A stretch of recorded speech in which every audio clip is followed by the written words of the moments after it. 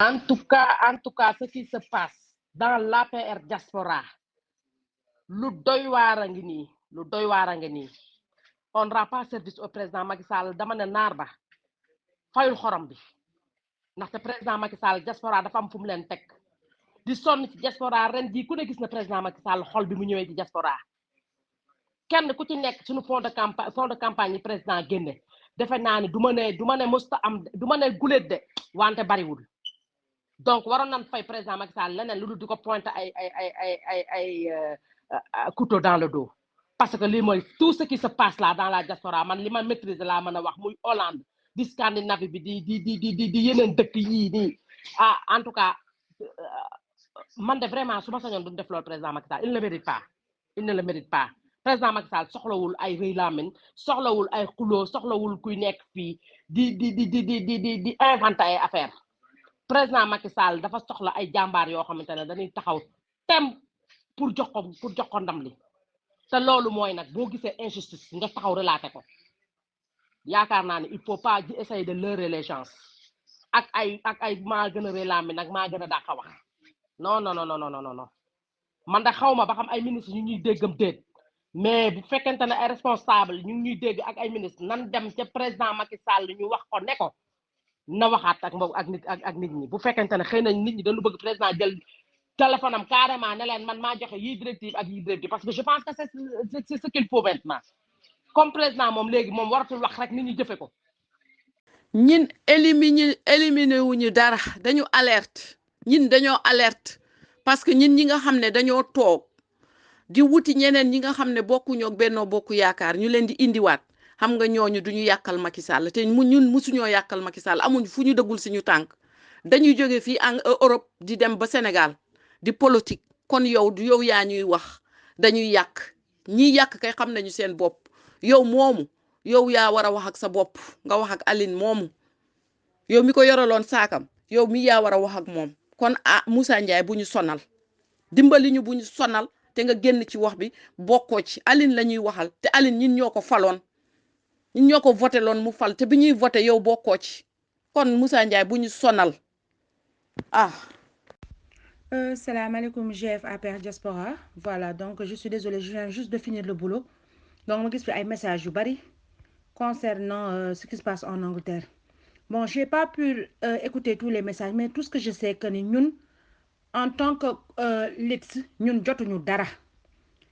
Alioune Sall voulait nous associer ci meeting bi nga xam ne dañ ko jox financé ko ñoom Aïcha Ba te loolu ça n'a rien à voir avec les fonds politiques. Voilà, donc man jusqu'à présent je l'ai alerté yónnee naa ko message ne ko Alioune capture de message yëpp a ngi nii sama biir téléphone. Voilà, donc nee naa ko génneel fond bi nga restituer ko jox ko ñi nga xam ne ñoo war a liggéey ñu liggéey. Alioune Sall nag man j'ai pas voulu dugal fii dara loo xam ne tey ëllëg si biir parce que affaire panel la waaye nag Alioune yow ci sa bopp xam nga ne ñun bëggoo joxe benn xaalis yow da nga ne. Tu as reçu des instructions ci ñoom Ndaw Fall que ni xaalis boobu da nga koy téye xaalis bi da nga koy téye même kiiw ñoom Aïcha Ba bi xorom sax suñ ko jëndee dañ koo war a génnee pour joxe reçu ma ne la loolu instruction yooyu ça va m'étonner parce que campagne la ñu nekk campagne suñ fa nekkee nag kenn mënul jël xaalis bi ne dañ koy téye yow yaa ne doo joxe benn xaalis te yaa ko ñox ñoom Mariam Sall ne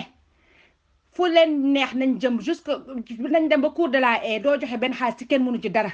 loolu nag lañ ne la moo fi jeex parce que ñun ñoo la élire dañ ne la pour nga jël xaalis bi génnee ko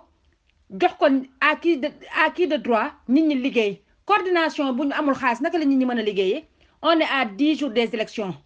comprendre nga dañ ne la génneel xaalis bi nga liggéey ñëpp ñi nga xam ne ay responsable politique nañ nga génne leen ba ci réew mi ci boppam ñoom xamuñ ne da nga demoon France te xamuñ woon ne xaalis ñëw na man loolu rek laa am luy wax man moom sama tur bu ma ko fi dégg. jël xaalis bi séddale ku la neex ba pare bëgg fi naan ay dañoo jox xaalis ñu lekk fii génnee fi ñan nga fi jox xaalis ñu lekk génneel seen tur fii am na sosalaate de nañuy wax dëgg bu fi kenn sosal kenn. yow Moussa tubaab jaxatee dàll sans kawas yow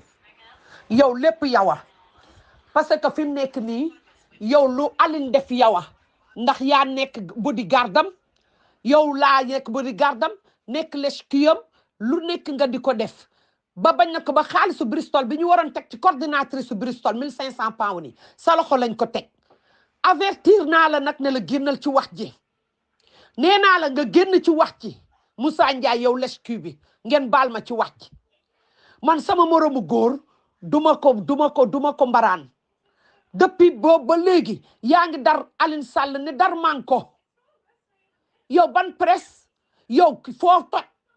ndax boobu ba léegi yaa ngi taxaw naan président Macky Sall ITV ngay liggéey ak 7TV man sama rakk nga biir Sen TV te dinañ lijjanti ba waa ITV laajte ba xam ndax yow fa ngay liggéeyee